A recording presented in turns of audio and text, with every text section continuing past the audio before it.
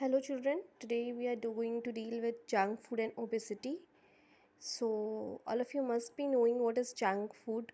You people most oftenly eat na burgers, pizza, chocolates, ice cream, cold drinks, noodles. So all these are junk food. Now what does these junk food contain? Actually these junk food they basically contain fats and sugar. That is not good for health, and ultimately it is going to lead to a problem which is termed as the obesity. So what does obesity is a condition when a person put on more weight as per his age. Okay, as per the age or gender there are some prescribed weight that an individual should have.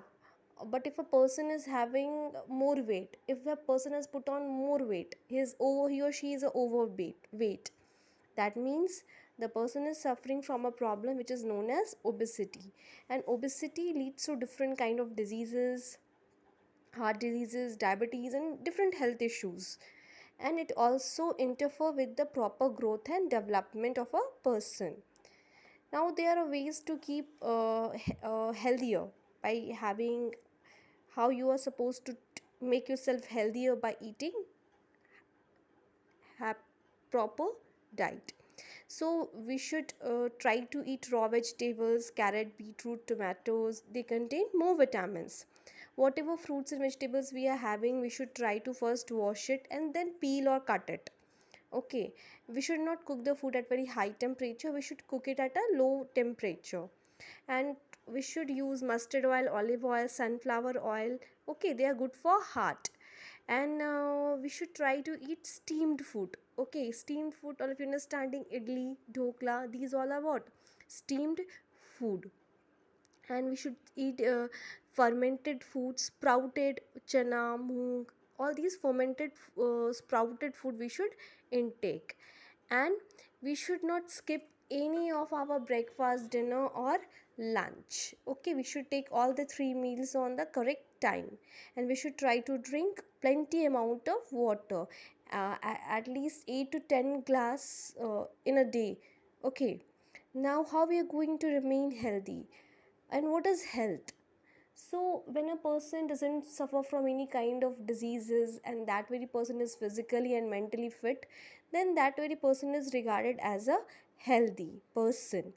And for being maintaining the good health, you should take proper balanced diet. As I have told, all the five important nutrients should be there in the food, plus according to your age and gender. Okay, you should take the proper amount of all the carbohydrate, fat, vitamin, minerals, and proteins in a correct proportion. We can also go for exercises. What they does, they speed up our blood circulation, they provide the oxygen to different parts of our body. Okay, in a more rapid way. And what is happening, the digestion of food will be proper, the muscles will be toned up. Okay, and different body parts will be strengthened, they will get stronger. And according to our age, we should also take proper rest. For an adult, 6 to 8 hours sleep is sufficient. Okay, so rest is also important, because when we rest, our damaged body parts they get repaired.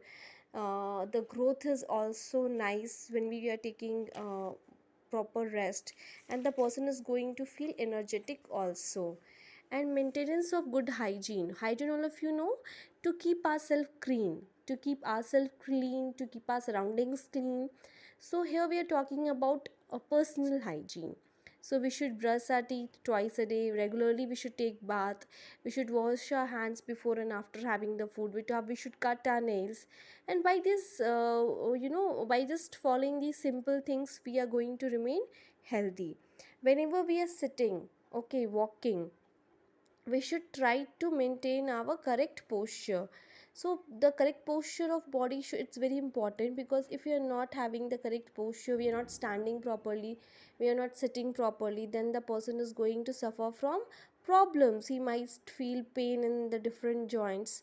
So we should try to maintain the correct posture of our body. So children, diseases, all of you know, when certain part of our body it's not functioning properly, it's not functioning normally, then that state is termed as a disease. So diseases are basically of two type, non-communicable and non-communicable. Communicable diseases are those type which does not get transferred from one person to another, while the non-communicable are those which communicable, they just get communicated from one person to the another. For example, if I'm suffering from cold, then that it's going to get transferred from person to person. Now coronavirus, okay, it is getting transferred from one person to one another, that means it's a communicable.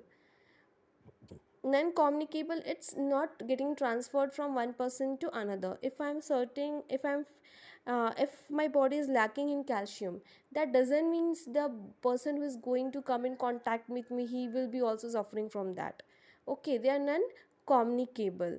Okay, they don't get transferred from one person to the other. And for today's homework, you're supposed to learn this table 3.2 given on page number 29.